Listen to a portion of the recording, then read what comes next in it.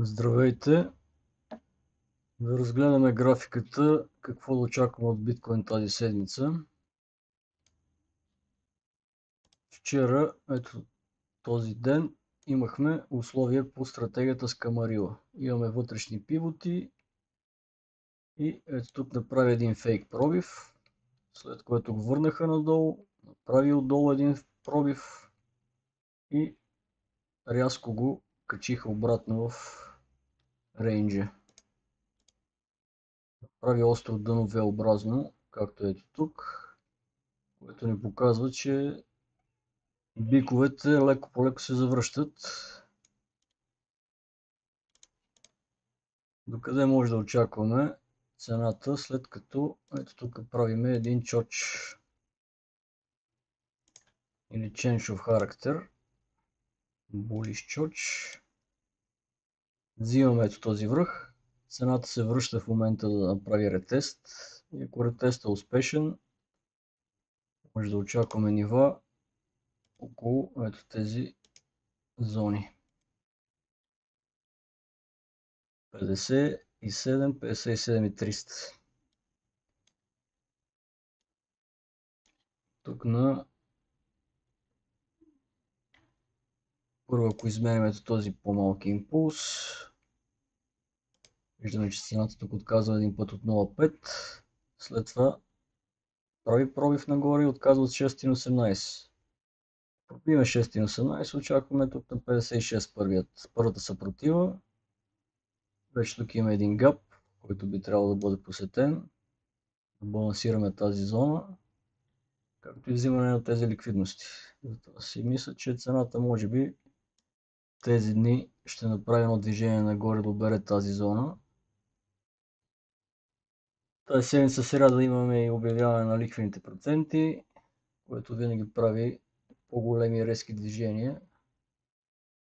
В сряда от 15:30. Ще видим как ще се развият нещата за биткоин. В принцип би трябвало да са по-ниски лихвите, но това не винаги е булиш новина. Взето малко наобратно ги разиграват. По-големия тайм да видим какво се случва. Последния дроп. Задържаме това ниво, не успяхме да вземем ликвидността на 49, която остави. За сега тук ще направя едно връщане за ретест, както казах, около 57. Ще видим, може и по-нагоре. Като цяло тази ликвидност би трябвало да обере първо, преди да тръгнем нагоре. Да има едно връщане даже до около 43-44. Тук. Дали ще стане в близките дни или месеци, няма как да знаем със сигурност.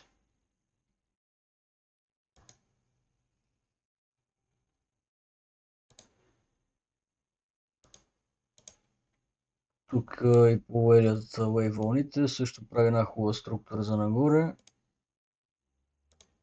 Като ето ни го вълна 1, връщането за вълна 2 е 0,5. Вълна 3 може би да чакаме някъде тук.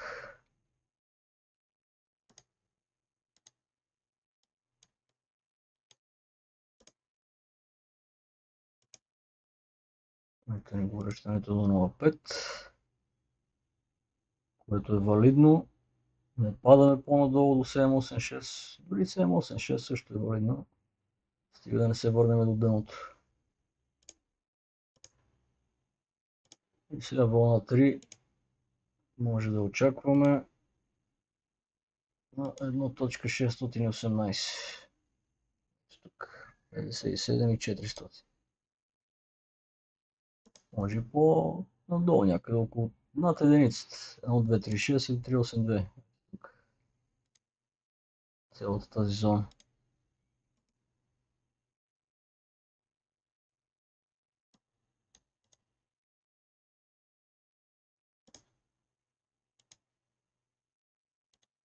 След това може да има едно връщане с 204 до 38205. Някъде тук. Ще видим дали така ще се разиграе.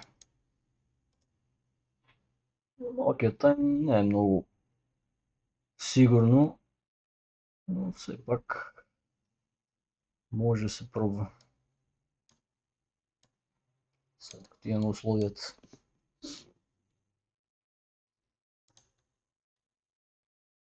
Биткоин доминацията от 4 часа направи един дроп, който малко посъбуди аутовете. Сега все още се държи, трябва да паднем под това дъно, за да имаме хубаво движение на аутовете. USD доминацията също направи един хубав рън нагоре, както и биткоин последва дроп, съответно. Видим дали имаме гапове, CME гапове. Ето имаме тук един CME гап. 30 минути, това е от петък и днес понеделник цената отваря по-нагоре, което е индикация за едно връщане в тази зона.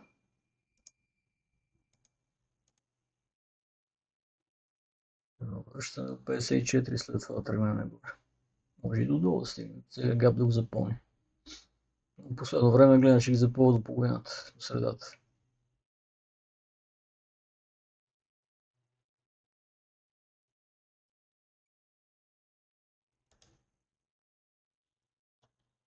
Ethereum и той има същата структура като BTC, едно към едно.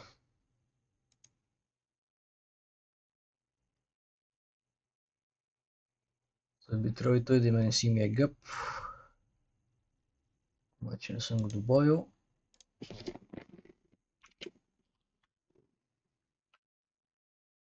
Ethereum 1. Удивително беше.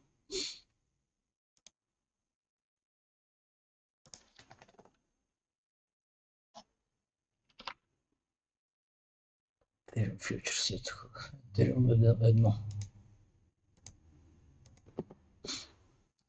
На 30 минути, да, има същия гап като BTC.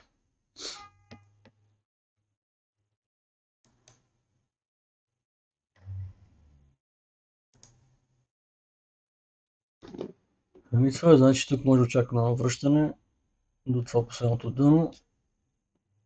53 700. Да, къде тук.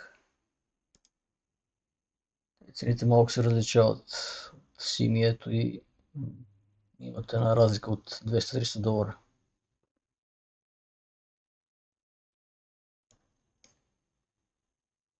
Очакваме тук още едно връщане за ретест и тогава нагоре.